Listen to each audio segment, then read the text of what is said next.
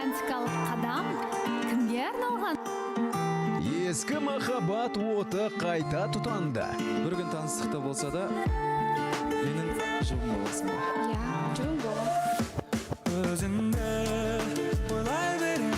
Нұрсұлтанның аппақ таңы атқанға ұқсайды. Ниетім бар боласа ханым, осы сезонда үйленіп шығып кетемін деген енді. Мен шынында өзімді бақыттылы сеземін.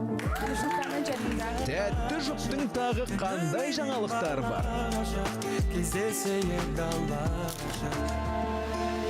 Сәлден кейін қосылайық жоп. Біз әрі қарай жалғастырайық және де жалғастыру үшін енді кездесу қалай болады, таныстық жалғаса ма жоқ па білетін боламыз сәлден кейін. Ал дәл қазір біраздан бері енді ортаға шықпаған таныстықтары не болып жатыр, өздерінен сұрайық. Нұрсұлтан, Перизат, келіңіздер.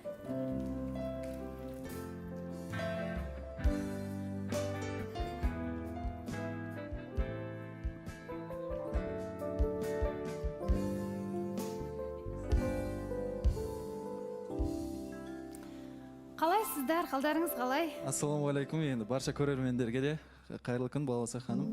Бізде барлығы жақсы? Я, саламатсыз ба Балауса ханым? Бізде бәрі жақсы, Құдайға шүкір. Бәрі жақсы, Құдайға шүкір деп жатыр. Кездесулеріңіз, фото-видеоларыңыз бар ма? Я, бар. Әрине бар. Жақсы, көріп алайық ендеше.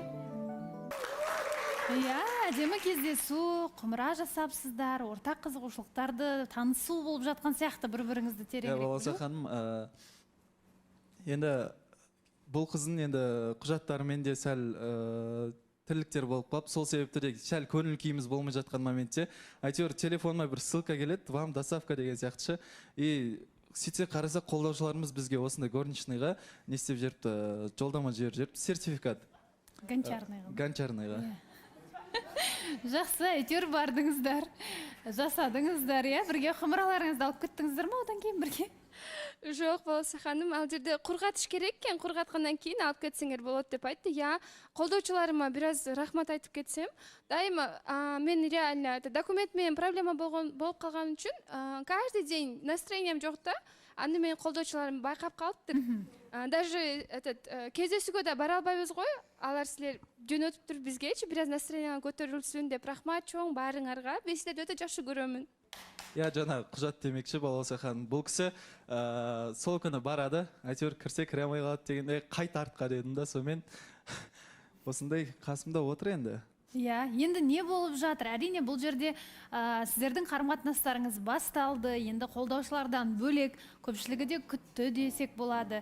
Жалпы қандай өзгеріс бар? Барлығы бір қалыпты болып, екеуіңізде келісіп, ашық түрде кездесіп жатқаннан кейін қандай өзгерістер болып жатыр? Барлығын енді ашып, толығырақ айтарсыздар. Бізде дәл қазір жарнамадан кейін және Ғалымжан бір нәрсе айтқысы келіп отыр екен, бірге білетін боламыз.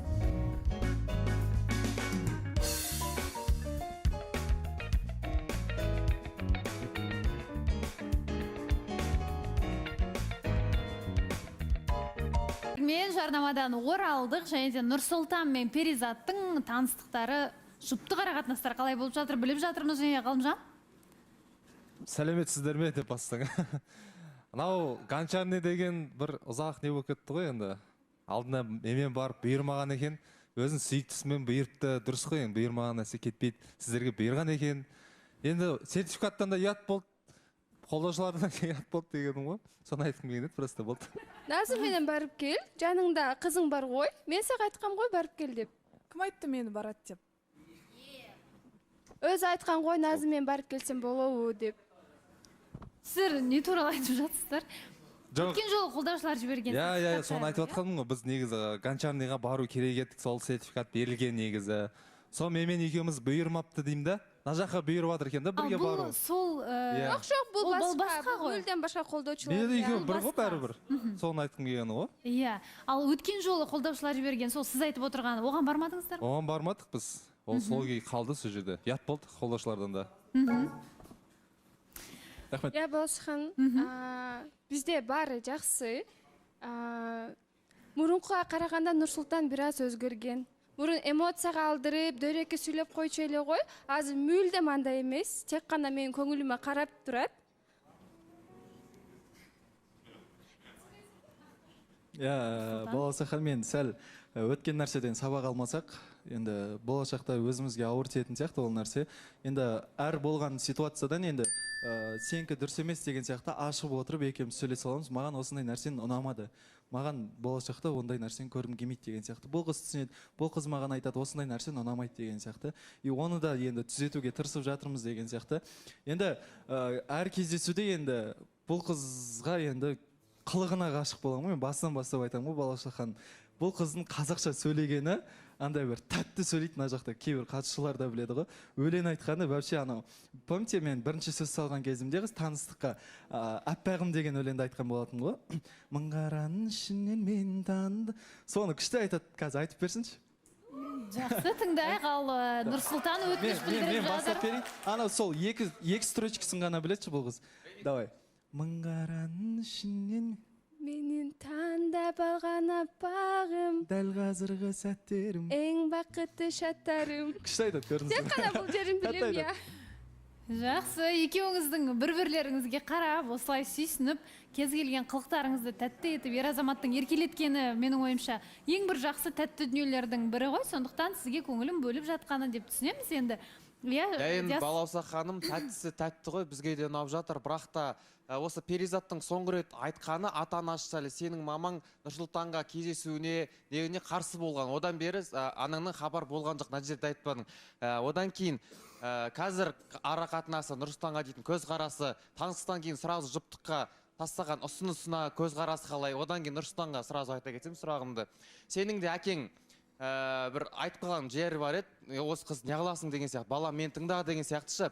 Қазір осы екеуіңнің ата-аналарыңның бір-біріңнің қарым-қатынастарыңа несі қалай, көзқарасы қалай жалпы? Балауса ханым, мен бірінші айтып беріп қойыншы.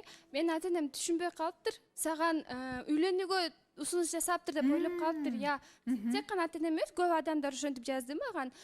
Мен анама айтқаным бар, жоқ, тек қана официально мен девушкам боласың деп айтты дедім. Мен өзім ұлы қызмын ғой, ата-анам тек қана өзіңдің жүрегіңді уық, егер сен бақыттылы болсаң, біз сенімен бақыттылы болуыз деген сөзілі бар, еш жаман ойы жоқ. Диас, сұрағына рахмет. Енді біз жақтан тараптан да енді әкем сөйтіп ойлап қапты Балауса ханым. Сен уже үйленейін деп жатсың ба деген сияқты. Хотя бы сәл уақытқа қалдырсай деп.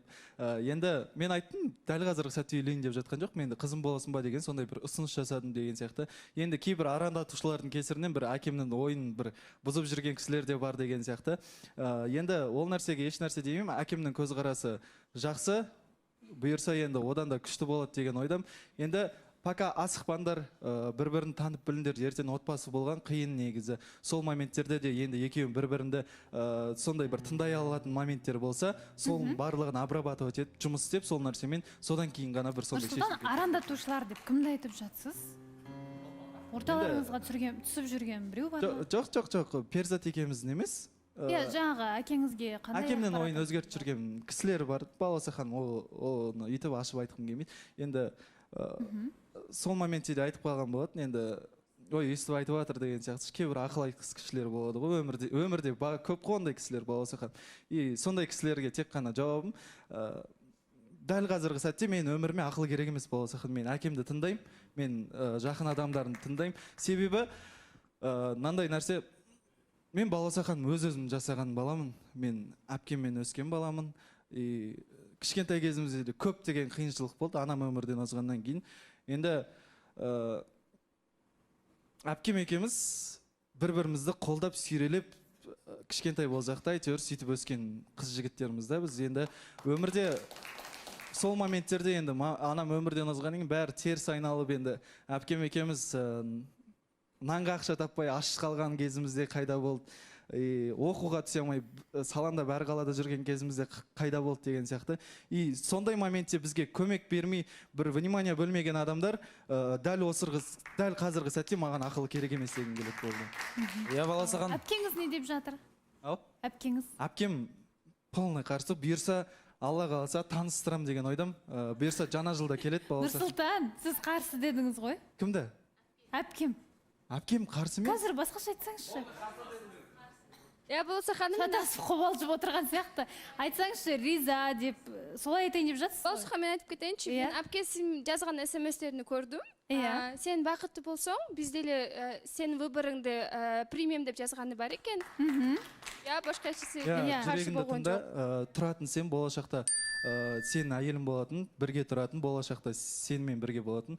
Дәл осы қыз. Енді жүрегін сол қызды қалап тұрса, онда ешқандай қарсылығымыз жоқ. Сен бақытты болсаң, онда біз де бақыттымыз деген сондай бір бізге тілегін Енді айтқан. жаңағы айтылып жатқан сөздерден кейін қобалжып кеткен шығарсыз, түсінемін. Әсіресе кішкентай бала кезіңізде, бала болғанда бәлкім ойламайтын шығар, бұл үлкен азамат болады, өседі, өнеді. Сол кезде бір көңілі бір жаутаңдап қалады-ау деген секілді ой болмайтын да шығар кейде үлкен ересек адамдарда. Бірақ сіз өзіңіз сіз ер жеттіңіз, әпкеңіз бой жетті, бір-бірлеріңізге тіреусіздер.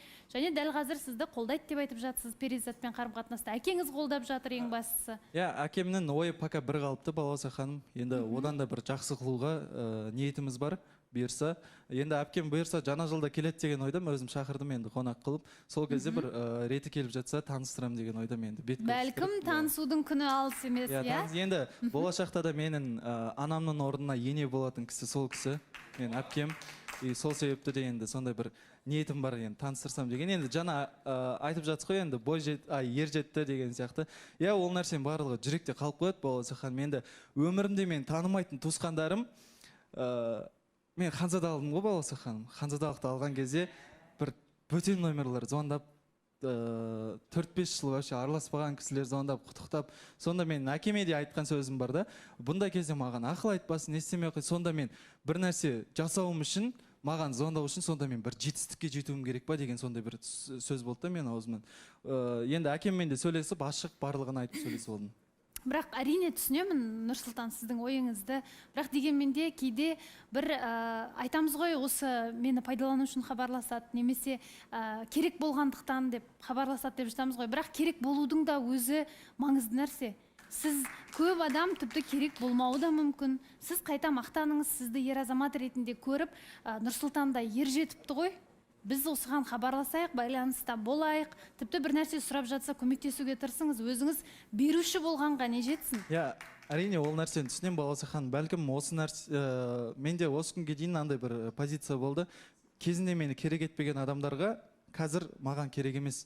Дәл қазіргі мен өзім жасап алған моментте деген сияқты менде позиция бол. Бәлкім бұл мен қазір айтып жатқан нәрсем, мен ойым, бәлкім дұрыс емес деп ойлаймын. Сол себепті де болашақта енді бұл нәрсемен жұмыс істеп көруге де тырысамын. Алла қаласа. Жақсы.